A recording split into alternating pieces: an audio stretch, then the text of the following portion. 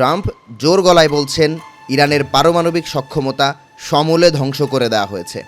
তার ভাষায় এটি ছিল এক অসাধারণ সামরিক সাফল্য।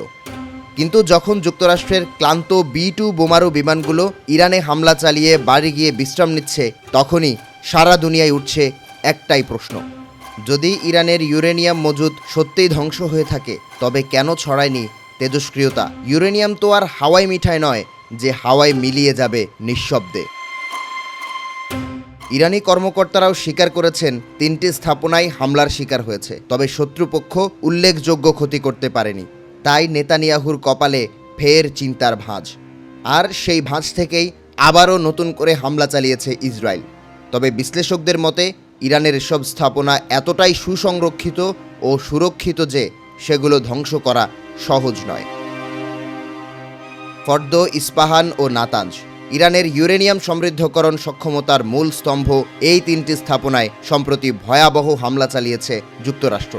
মার্কিন প্রশাসনের দাবি অনুযায়ী বাংকার বিধ্বংসী বোমা এবং টমাহক ক্ষেপণাস্ত্র ব্যবহার করে এই কেন্দ্রগুলো প্রায় ধ্বংস করে দেওয়া হয়েছে।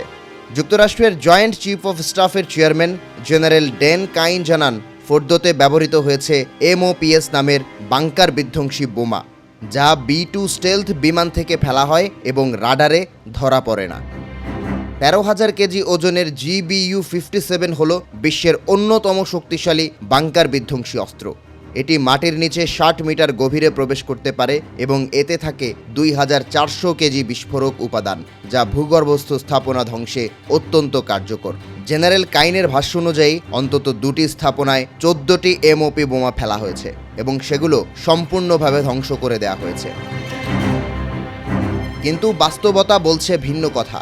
বিশ্লেষকরা বলেন, ইরানের এসব স্থাপনা মাটির অন্তত 200 মিটার নিচে অবস্থিত। আন্তর্জাতিক পরমাণু শক্তি সংস্থা IAEA এবং উপসাগরীয় দেশগুলোর প্রাথমিক পর্যবেক্ষণেও উল্লেখযোগ্য মাত্রায় তেজস্ক্রিয়তা ছড়ানোর প্রমাণ মেলেনি। এত বড় ধ্বংসযজ্ঞের পরও বিকিরণের এমন রহস্যজনক অনুপস্থিতি কেবল এক সম্ভাবনার দিকেই ইঙ্গিত করে। ইরান আগে এসব স্থাপনা খালি করে ফেলেছিল। বিশ্লেষকদের দাবি, যুক্তরাষ্ট্রের হামলার আগেই স্যাটেলাইট চিত্রে এসব স্থাপনার সামনে বেশ কিছু ট্রাক সদৃশ্য যানবাহন দেখা গেছে। অর্থাৎ গুদাম খালি করে খালি ঘর ফেলে রেখেছিল ইরান।